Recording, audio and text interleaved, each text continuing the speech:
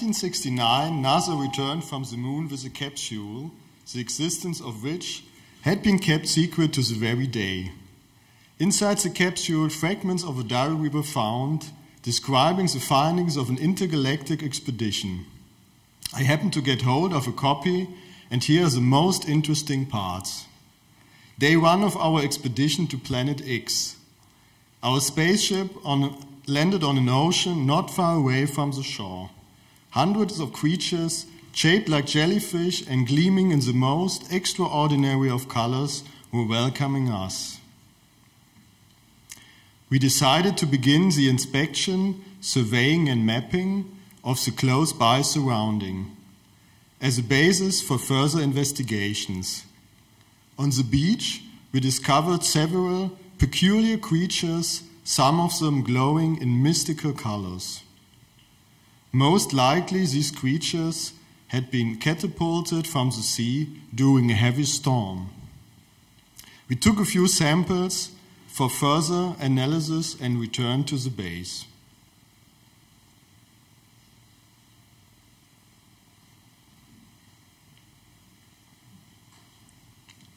Day 5.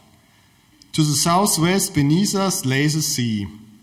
There were neither breakers nor waves, as there was no breeze at all. On the beach we discovered a strange structure reminding us of the empty remains of cocoons, out of which a myriad of unknown creatures might have just hatched. This structure sent out pulsating light of all the colors of the rainbow. Hence we called these entities luminoids and this planet Lumea.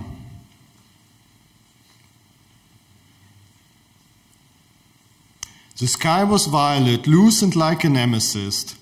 All over the beach, the most colorful jelly-like luminoids emerged from the sea. They appeared to communicate with each other via light pulses. Together we approached these peculiar creatures. We were surprised that the planet seemed to be inhabited only by quite primitive organisms. There were no signs of intelligence. The marine biologists remarked that nature's principle of perpetual change, danger and suppression was the prerequisite for the development of more advanced creatures. An organism living in peaceful coexistence with its surrounding has no need to evolve.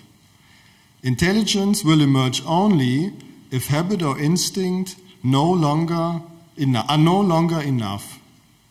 In a perfect paradise, devoid of predators, devoid of war, intelligence is not necessary. We were wondering whether this planet was such a perfect paradise we have always been longing for.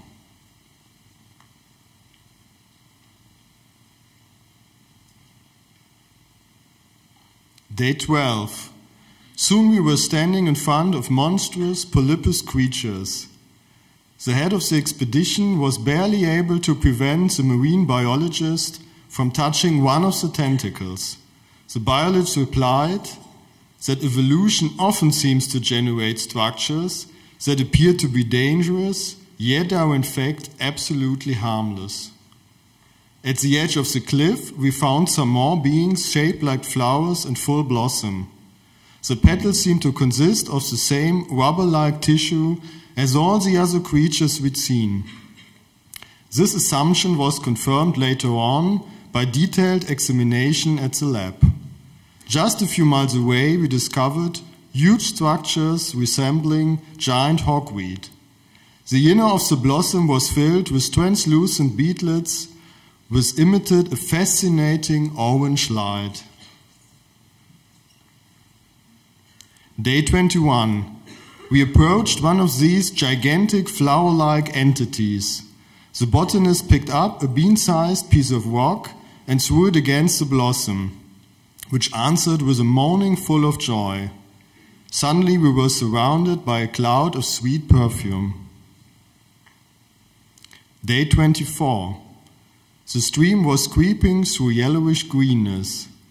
A multitude of shimmering orange flower-like luminoids were lining its bank, sparkling in the sun. We crossed the watercourse and proceeded through the brushwood. We spotted some beautiful flowers floating on the surface of a pond. Surprisingly, they didn't seem to be fixed by roots. This gave rise to the question how these creatures fed themselves, and we concluded that the only source of life must be the energy of light. Day 28. We were attracted by a mystic blue shimmering. We struggled to get closer as the brush was extremely tight. All of a sudden, we were facing a flower-like creature, surrounded by thousands of flying insects and immersed in fluorescent light. From a distance, they appeared to us like green nests of birds, less due to their looks, but rather due to the fact that our eyes constantly try to discover something familiar within the alien structures. Day 34. We climbed to the top of the hill. Beneath us, the abyss of a canyon appeared. We were enchained by the sight of shimmering blue, cocoon-like creatures that sent out a vibrant, pulsating red light when we were walking past. At the edge of the canyon, we discovered more luminous creatures shaped like cacti. They were facing us with their huge stomata that reminded us of the throat of a lion. Were they dangerous, or were they just trying to get in contact with us?